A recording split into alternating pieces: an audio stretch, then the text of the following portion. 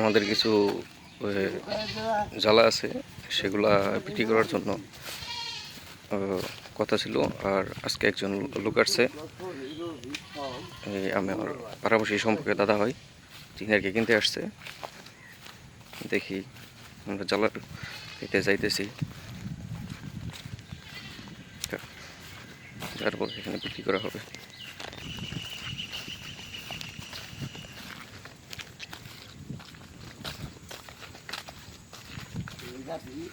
হ্যাঁ, এগুলো গাছে দিছি, ওই একটু নামা জমি আছে তো, সেগুলো লাগা লাগবো, সেই জন্য একটু দিছি। 1-1.5 কাঠার মতো কি এইটুকু হবো? 1-1.5 কাঠার মতো হবো, একটু বেশি ফেলাইছি।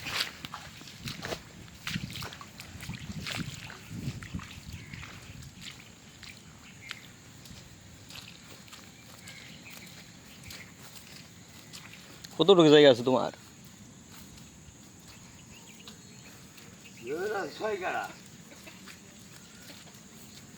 ধরো আমার একটু লাগানো আছে, ধরো ওই যেটুকু লাগানো হবো, আমার এইটুকুই লাগানো আছে, এই জ্বালা ছোট্টুকি লাগানো আছে।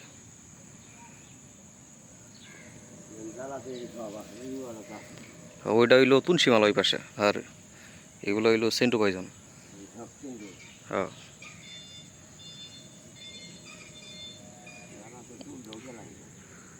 জ্বালা দেখো, জ্বালা ভালো আছে।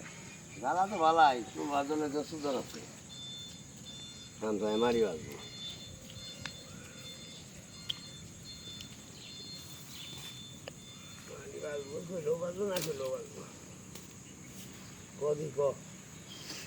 আমি কি বলবো, সবাই যেভাবে নিতেছ ওইভাবে নিবা, কিভাবে লাগাইতেছ।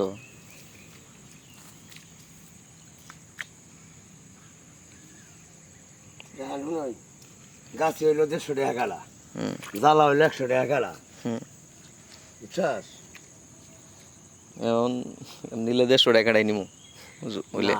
গাছি গাছি ঘরের দিয়ে ওই মনে করে মুন্থর 150 টাকা চাইছে, তাও নিয়ে আমি আই বললাম আমি জ্বালাই না গাই, আমি গাছি দিয়ে কি করি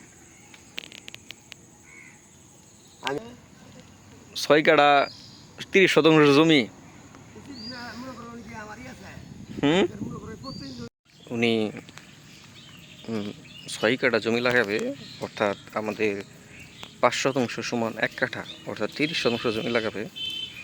মানে 600 টাকা বলছিল, পরবর্তীতে আমি 700 টাকা দিয়ে আর কি সেল করে দিলাম।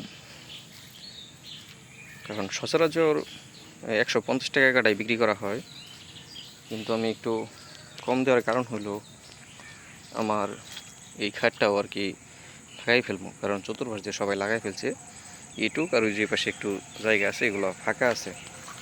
কারণ জ্বালাটা যদি তুলে নিয়ে যাও, তুলে নেওয়ার পরে আমি আর কি লাগাইতে পারবো সম্পূর্ণ জমি, ট্রাক্টর নিয়ে হাল চাষ করে তারপর লাগাই দেবো। এই জন্যে আর কি 30 শতাংশ জমি 700 টাকা দিয়ে আর কি আমি বিক্রি করে দিলাম।